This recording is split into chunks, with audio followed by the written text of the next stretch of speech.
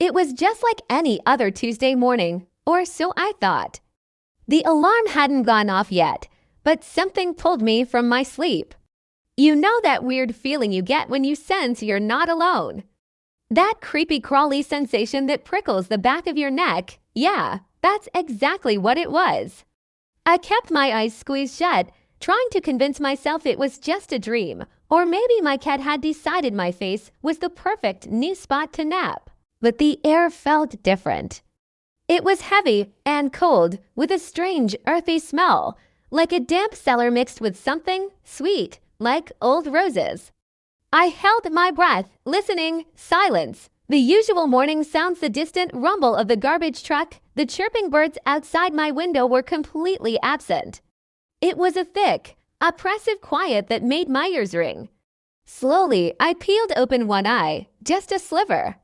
The first thing I saw was the ceiling. Okay, normal. I let out a tiny breath I didn't realize I was holding.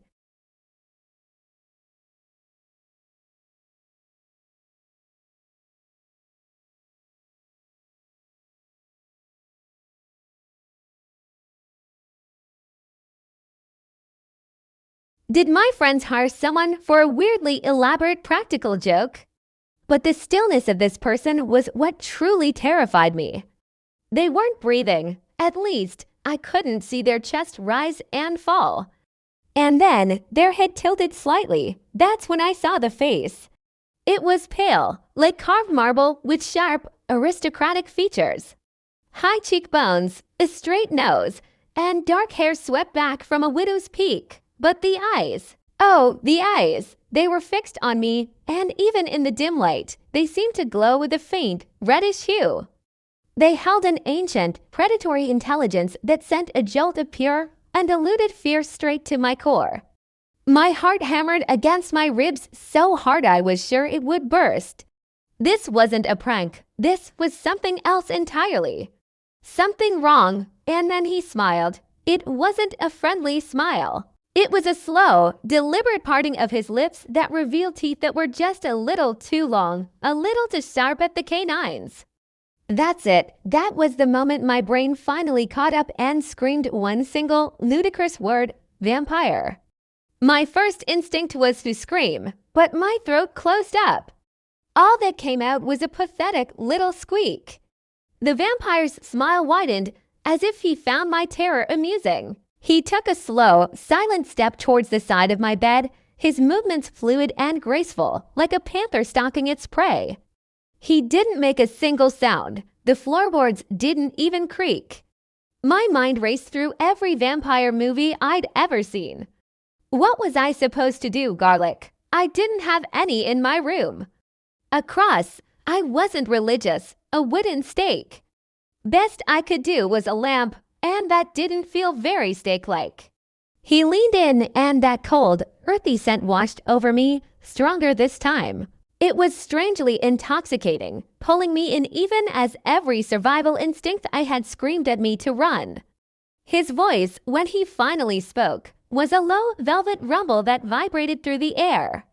"You are awake," he said. It wasn't a question. His accent was thick, from somewhere in Eastern Europe, just like in the movies. It would have been charming under any other circumstance.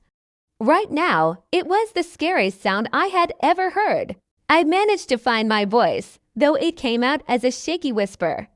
"Who are you? What do you want?" He chuckled, a dry, rustling sound. "My name is ... unimportant. What I want," he paused, his gaze dropping to my neck, "is an invitation. An invitation." What was he talking about? My house. I live in an apartment building. I don't understand, I stammered. He leaned closer still, his face just inches from mine. I could see the intricate patterns in his crimson irises. "You have been dreaming of me," he murmured, calling out in the dark. I have simply answered. That's when it hit me. The weird dreams I'd been having for weeks. Fragmented images of old castles, moonlit forests, and a shadowy figure with glowing eyes. I'd brushed them off as stress dreams, a result of binge-watching too many historical dramas. But they weren't just dreams. He had been in my head. This was so far beyond anything I could comprehend. My reality was cracking apart at the seams. I need your permission to enter fully, he continued, his voice hypnotic. To cross the threshold not just of your home, but of your life. Invite me in, my mind was screaming nitrogen monoxide 1,000 times over. This was the classic vampire rule, right? They can't come in unless you invite them. But he was already in my room. How did that work? You're already here, I croaked out. He smiled again, that chillingly beautiful smile. I am on the precipice, a guest in your dreams, a shadow in your room. But to stay, to truly be here, I need you to say the words. I stared at him, my mind a whirlwind of fear and a bizarre, terrifying curiosity. What would happen if I said yes? What would happen if I said no? Would he just leave, or would he get angry? His gaze was intense, compelling. It felt like he was pulling the answer from me, tugging at the edges of my willpower. A part of me, a stupid, reckless, story-addicted part, wanted to know what would happen next. This was the kind of thing that only happens in books. But the sensible part of me, the part that enjoyed breathing and having blood inside my veins, was having a full-blown panic attack. I squeezed my eyes shut again, trying to block him out. Go away, I whispered. Please, just go away. There was a long silence. I expected anger, maybe a flash of fangs, the end. Instead, I heard a soft sigh. It sounded almost disappointed. As you wish, his velvety voice said, now tinged with a hint of melancholy. But the night is long, and I am very patient. I kept my eyes shut, too scared to open them. I listened. I heard a faint whisper of movement, like silk brushing against silk. The oppressive cold in the room began to lift, slowly being replaced by the normal, stuffy warmth of my bedroom. The strange, sweet smell of old roses and damp earth faded away. After what felt like an eternity, I dared to peek again. He was gone. The room was empty. The first rays of dawn were just beginning to filter through my blinds, painting stripes of light across the carpet where he had stood. For a full 10 minutes, I didn't move a muscle. I just lay there, shaking, my heart still racing. Was it a dream? It felt so real. The cold, the smell, his voice. It was all branded into my memory. Finally, I scrambled out of bed and rushed around my apartment, checking all the locks. The front door was double bolted. The windows were all shut. There was no sign of a break-in.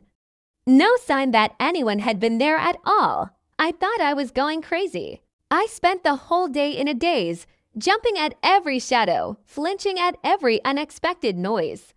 I tried to tell my roommate, but the words sounded insane even to my own ears.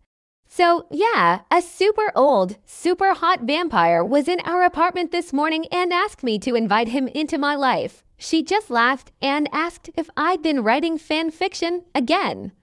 I couldn't blame her, but I know what I saw. I know what I felt. And the scariest part, every night since, when I close my eyes, I feel a pull. A faint, distant call from the darkness. He said he was patient. He said he'd be waiting. And a terrifying, tiny part of me is wondering, what if next time I don't say no? I don't know what's going to happen, but I have a feeling this is far from over. I'll definitely keep you guys updated. Make sure you're subscribed so you don't miss what happens next. Thanks for watching.